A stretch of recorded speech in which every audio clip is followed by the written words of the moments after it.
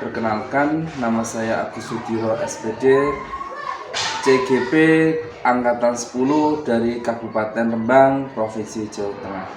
Pada kesempatan kali ini saya akan mewawancarai kepala sekolah dari instansi saya bekerja, di mana terkait pemenuhan tugas dari modul 3.1, yaitu pengambilan keputusan berdasarkan nilai-nilai kebajikan. Selanjutnya, berikut ini saya akan melakukan wawancara bersama Ibu Nur Stolini selaku Kepala Sekolah di SDN Tanjungan, tempat instansi saya bekerja, seperti itu. Selamat pagi Bu Nur, Assalamualaikum warahmatullahi wabarakatuh. Selamat pagi Pak Agus, Waalaikumsalam warahmatullahi wabarakatuh. Di sini saya akan melakukan wawancara dengan Ibu Nur Stolini selaku Kepala Sekolah terkait pengambilan keputusan berdasarkan nilai-nilai kebajikan, seperti itu Bu. Sudah bisa dimulai Bu ya. Untuk yang pertama, selama ini bagaimana Ibu sebagai kepala sekolah dapat mengidentifikasi terkait kasus-kasus yang merupakan dilema etika ataupun rujukan moral? Iya. Saya biasanya mengetahui terdapatnya dilema etika itu di mana peristiwa antara sesuatu yang sama-sama benar di antara pribadi dengan instansi. Nah, contohnya keterlambatan siswa ke sekolah dan kepribadiannya di rumah.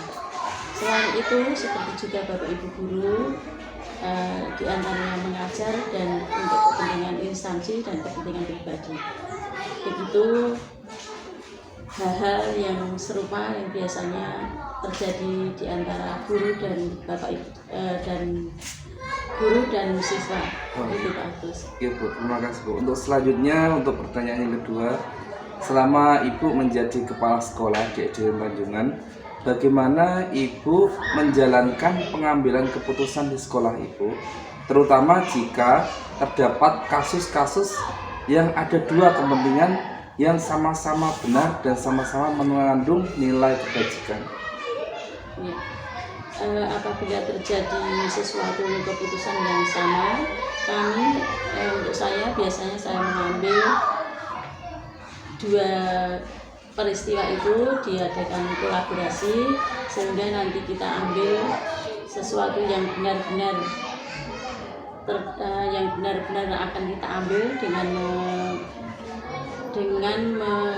mengaitkan atau mengadakan sesuatu musyawarah antara saya dengan Bapak Ibu guru, di mana akan terjadi sesuatu yang mungkin hal yang terbaik daripada sesuatu untuk mengambil keputusan, sehingga kita gunakan yang benar-benar efektif dan sangat berguna. Gitu Pak Agus. Baik Bu, terima kasih. Pertanyaan selanjutnya Bu, langkah-langkah atau prosedur seperti apa yang biasanya Ibu lakukan selama ini dalam pengambilan keputusan? Langkah-langkah yang saya pergunakan yaitu yang pertama, kita mengumpulkan informasi yang terkait dalam soalan yang sedang kita hadapi. Yang kedua yaitu kita mengidentifikasi dan mencari nilai-nilai yang mana yang bertentangan pada peristiwa tersebut. Kemudian yang ketiga, kita bisa mempertimbangkan dampak akibat keputusan tersebut terhadap semua pihak yang bersangkutan, sehingga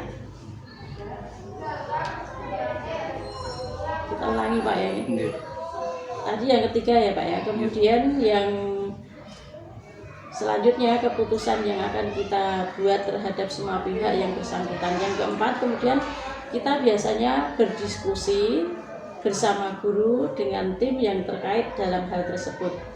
Kemudian yang kelima, kita mengambil keputusan yang terbaik, yaitu keputusan yang tidak merugikan pihak yang satu dengan yang lain, sehingga semua pihak merasa adil terhadap pihak yang bersangkutan, yaitu membuat rencana untuk mengaplikasikan dan menerapkan pelaksanaan keputusan tersebut yang kami diskusikan.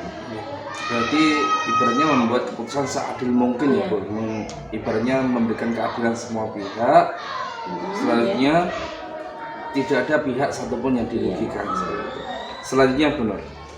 Hal-hal apa saja yang selama ini Ibu anggap paling efektif dan paling efisien dalam pengambilan keputusan pada kasus-kasus dilema etika?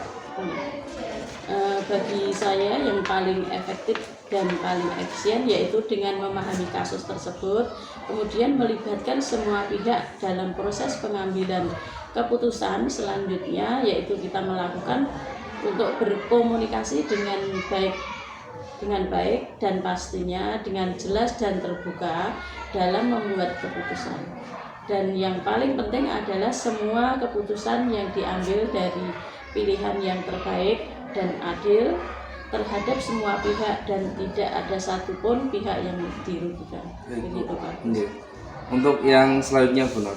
Hal-hal apa saja yang selama ini yang menjadi tantangan bagi Ibu sebagai kepala sekolah dalam pengambilan keputusan pada kasus-kasus dilema etika yang Ibu hadapi selama ini?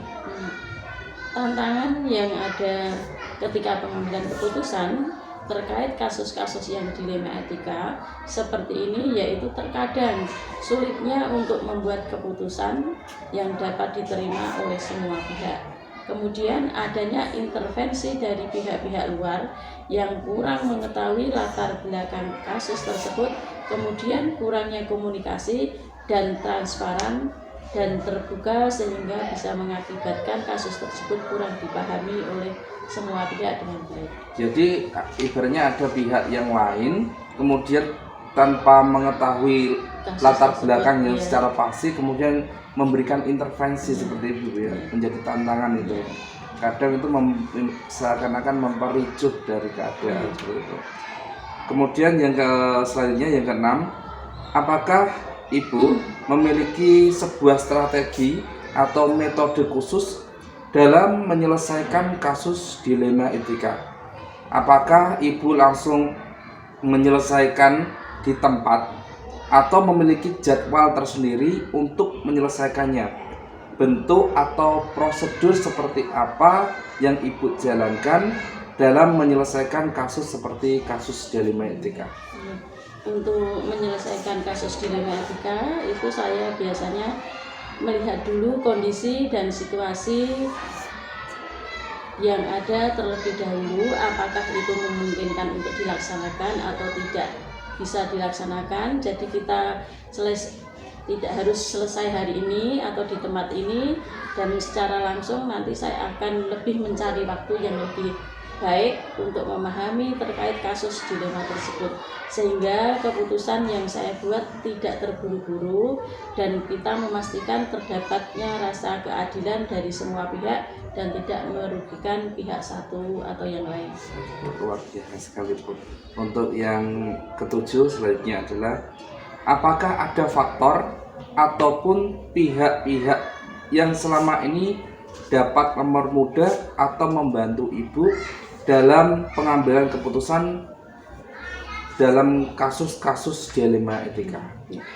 Dalam pengambilan keputusan tersebut biasanya kita menggunakan pihak-pihak yang bisa membantu, biasanya dukungan dari tim guru atau rekan-rekan guru yang lainnya yang secara kompak bisa memiliki pedoman etika yang jelas, dapat membantu dalam pengambilan keputusan dalam permasalahan tersebut. Iya Bu, ini yang terakhir Bu, untuk pertanyaan terakhir. Dari semua yang telah disampaikan, pembelajaran apa yang dapat Ibu petik dari pengalaman Ibu selama ini dalam mengambil keputusan terkait kasus dilema etika yang Ibu hadapi? Dari suatu dilema etika dapat pelajaran yang kita ambil ya Pak ya. Yang pertama, seperti kita dalam menghadapi suatu pengambilan keputusan yang terkait dalam dilema etika, Di antaranya yaitu pengalaman yang kita petik adalah pengalaman yang lebih banyak, yang bertambah. Kemudian kita harus lebih terbuka dan lebih transparan, dan harus menggunakan komunikasi yang baik dan sopan.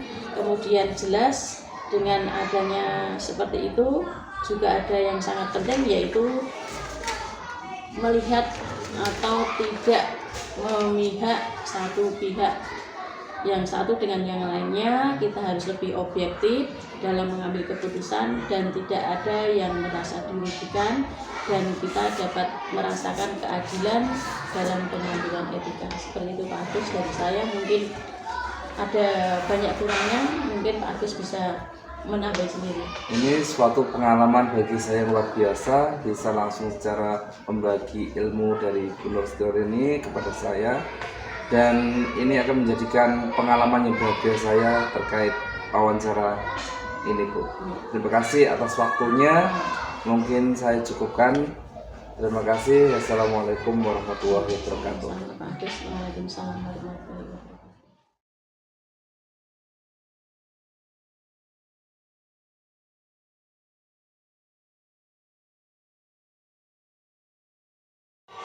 Assalamualaikum warahmatullahi wabarakatuh.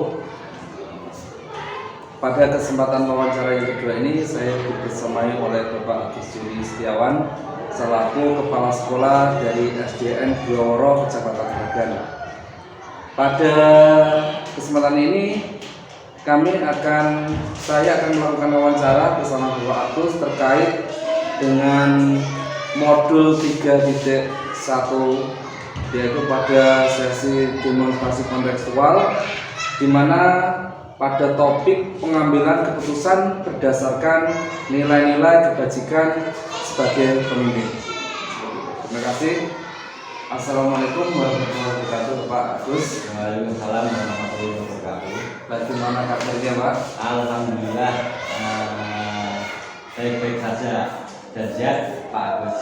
Alhamdulillah. Di sini saya akan melakukan wawancara dengan Bapak terkait pengambilan keputusan berdasarkan nilai-nilai kebajikan sebagai pemimpin. Ya, monggo Pak Agus, sebisa mungkin nanti saya jawab dengan sepengetahuan saya. Terima kasih, Bapak. Kita langsung mulai kawan ya. Monggo. Untuk pertanyaan pertama, Pak, selama ini bagaimana Bapak sebagai kepala sekolah dapat mengidentifikasi kasus-kasus yang merupakan dilema etika ataupun rujukan moral? Kemudian sebagai pemimpin, di mana masalah-masalah itu memiliki dilema dalam penyelesaian? Boleh tidak Bapak ceritakan terkait masalah tersebut dan cara penyelesaiannya? Ya Bapak, sebelumnya di sekolah saya waktu saya menjabat kurang lebih 2 tahunan lah ya, saya diangkat menjadi pemimpin di sekolah saya itu April 2022. Setelah itu tahun 2023 itu ada kasus yang di situ mengandung kasus dilema etika. Di situ kasus tersebut adalah tentang salah satu guru saya. Dia itu posisi kan masih notabene masih guru tidak tetap. Betul Bapak. Waktu dulu kepala sekolah yang dulu itu dia diperbolehkan untuk berjualan di kantin sekolah. Jadi kan mendapat tambahan penghasilan karena dia mempunyai anak yang masih sekolah ya. Secara tidak langsung, apalagi saya juga pernah mengalami, mungkin Bapak juga pernah mengalami kasus yang dialami Bu Siti ya, perumpamaan itu. Bu Siti, saya umpamakan Bu Siti. Bu Siti tersebut kan posisi masih BPT dan mempunyai tanggungan anak yang masih sekolah, apalagi anaknya ada yang salah satu yang masih kuliah, otomatis kan membutuhkan biaya banyak ya, mendapatkan tambahan dia dengan cara berjualan di kantin. Waktu kepala sekolah tadi yang pertama itu diperbolehkan. Lambat laun pekerjaan dia tidak konsisten Bapak. Ada kasus yang dirugikan. Yang dirugikan di sini adalah anak. Ya. Anak tersebut dengan dia sibuk berjualan, otomatis anak akan terlantar, Bapak. Yaitu waktu setelah istirahat pertama dia masuk di dalam kelasnya 10 menit terlambat, 15 menit terlambat, mungkin malah saya pantau tuh ada yang 30 menit terlambat. Di situ anak itu di dalam kelas tuh rame, Bapak. Ada yang bertengkar, ada yang berlarian ke luar ruangan. Berarti tidak kondusif, Bapak. Betul, Bapak. Ada beberapa wali murid yang melihatnya, dia komplain ke teman-teman guru saya dan komplain kepada komite, Bapak. Jadi intinya setelah itu saya menyimpulkan beberapa dari masukan, beberapa itu saya simpulkan. Terus Bu Siti tadi saya panggil, saya beri arahan bahwa tindakan dia itu sangat merugikan orang lain, khususnya anak didik di kelasnya yang terlantar. Sedangkan dia posisinya kan guru kelas. Jadi intinya dalam kasus tersebut saya memanggil dia, saya beri arahan dengan berbagai macam sumber-sumber informasi tadi. Terus dia itu saya beri sebuah pilihan, Bapak. Setelah saya rembuk sama teman-teman sejawat, itu dia saya beri pilihan, Bu Siti, kalau masih kepingin pegang kelas sebagai guru kelas, konsistennya dengan posisinya sudah mendapat honor daerah, jenengan juga harus apa? Juga harus konsisten sebagai pendidik. Karena apa? Karena jenengan posisinya adalah guru kelas.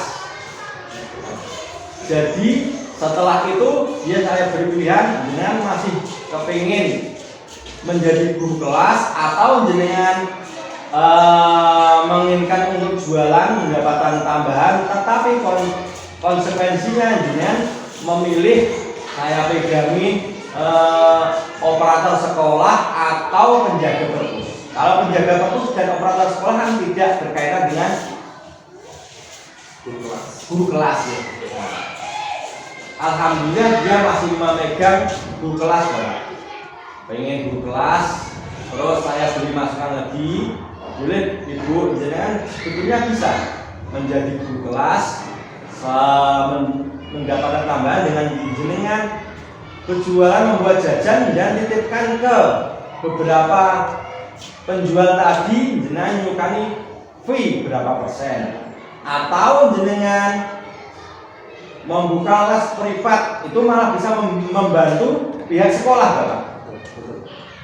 Jadi intinya dia tetap berpegang teguh menjadi guru kelas, dan selang beberapa 6 bulan kalau enggak 7 bulan, alhamdulillah dengan rezeki dia, dengan keikhlasan dia, alhamdulillah dia akan menjadi guru P3K. Seperti itu, Bapak. Luar biasa sekali Pak ini ceritanya, dengan penyelesaiannya yang Bapak lakukan, termasuk ada kolaborasi juga. Jadi tidak terlihat sampai yang demikian seperti itu Pak. Untuk pertanyaan kedua Pak Gus, selama Bapak menjadi kepala sekolah, bagaimana Bapak sebagai kepala sekolah menjalankan pengambilan keputusan di sekolah Bapak, terutama jika terdapat kasus-kasus yang ada dua kepentingan yang sama-sama benar Bapak, dan atau sama-sama mengandung nilai kebajikan seperti itu. Nah, dalam kasus tersebut saya mengambil keputusan seperti ini, Bapak. Sebelum saya menyimpulkan atau memberi kesimpulan dalam kasus tersebut, saya mencari referensi beberapa informasi yang terkait atau masukan-masukan mungkin dari teman-teman guru, mungkin dari wali murid, mungkin dari komite, dan mungkin lagi yang lebih besar lagi ke pemerintah desa Bapak. Setelah informasi-informasi saya kumpulkan, baru saya menarik sebuah kesimpulan. Setelah saya simpulkan, saya baru mengadakan rapat Pak, rapat Dewan Guru atau mungkin pihak-pihak yang berkepentingan saya undang untuk menyelesaikan kasus tersebut supaya apa Bapak? Supaya masalah tersebut bisa terselesaikan dan bisa mencari titik mufakat seperti itu Bapak. Berarti ibaratnya Bapak itu mencari terlebih dahulu pastinya masalahnya seperti apa. Betul.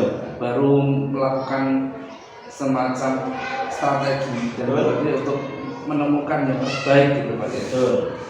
Terima kasih Pak. Yang selanjutnya, langkah-langkah atau prosedur seperti apa yang biasanya Bapak lakukan selama ini untuk menyelesaikan kasus itu? Untuk kasus-kasus seperti itu biasanya kalau saya penyelesaian itu secara musyawarah mufakat Bapak. Karena apa? Prinsip saya, semua masalah kalau dimusyawarahkan secara mufakat itu pasti akan mencari titik temu, titik keberhasilan, dan apa ya Bapak? Dari beberapa masalah tersebut intinya itu tidak ada yang dirugikan, sama-sama berjalan lurus. Seperti itu Bapak. Siap Pak, terima kasih. Yang selanjutnya Pak, hal-hal apa yang selama ini Bapak anggap paling tepat, paling efektif dan efisien dalam pengambilan keputusan pada kasus dilema etika? Untuk hal-halnya Bapak ya, Iya. hal-halnya itu seperti ini Bapak. Hal-hal yang saya ambil itu saya akan mencari itu Bapak langkah-langkah ya Pak ya. Saya itu yang pertama itu saya menggali nilai-nilai yang saling bertentangan antara pelapor dan yang dilaporkan atau yang mempunyai kasus tersebut. Terus yang kedua, menentukan siapa yang terlibat dalam situasi tersebut Bapak. Situasi tersebut kan seperti yang saya ceritakan tadi kan berkaitan dengan satu Bu Siti sebagai guru wali kelas, terus wali murid, terus teman-teman guru yang lain, komite, kalau perlu diperlukan dari pihak pemerintah desa, seperti itu Bapak. Terus mengumpulkan fakta-fakta yang relevan dengan situasi tersebut Bapak. Saya kumpulkan fakta-fakta yang ada, terus saya baru menarik kesimpulan. Terus yang keempat, pengujian benar atau salah. Kasus tersebut intinya itu mengandung kebenaran atau salah, atau bagaimana Bapak? Karena apa? Karena dalam mengambil keputusan itu kita dihadapkan dengan situasi yang sangat berat Bapak. Iya. Karena seperti kasus yang saya ceritakan tadi itu kasusnya itu kan intinya itu mengandung dilema rasa keadilan lawan rasa kasihan Bapak. Yang kedua dapat juga diartikan sebagai jangka panjang melawan jangka pendek. Karena apa? Kalau jangka panjang melawan jangka pendek itu prosesnya ke PBDB tahun-tahun selanjutnya Bapak. Terus yang kelima Bapak ya, yang kelima itu tentang pengujian paradigma benar lawan benar. Yang keenam melakukan prinsip resolusi, dan yang ketujuh investigasi opsi terima, dan yang terakhir adalah pembuatan baru. Saya putuskan pembuatan keputusan tersebut Bapak, seperti itu. Kita sekalian langkah-langkah yang bagus. Selanjutnya Pak, untuk tantangannya sendiri Pak, saat Bapak Agus membuat keputusan yang menjadi tantangan dalam pengambilan keputusan pada kasus-kasus dilema etika yang Bapak hadapi selama ini bagaimana? Tantangannya apa saja? Tantangannya seperti tadi yang saya sebutkan ya Bapak ya, tentang dilema etika ya, yaitu intinya itu kita juga pernah mengalami, apalagi saya itu notabene dulu itu tidak langsung diangkat menjadi CPNS Bapak. Saya mulai proses ngabdi sama dengan dialami guru tersebut. Intinya itu bagaimana ya Bapak? Intinya itu kita rasa keadilan bahwa kasus tersebut itu sebetulnya ada yang dirugikan, itu salah. Tetapi kasihan juga karena dia mempunyai tanggung jawab selain murid, anak-anak didik juga mempunyai tanggung jawab kepada keluarga, anak yang membutuhkan biaya. Nah, tetapi kita sebagai pemimpin harus bijak, Bapak. Karena apa?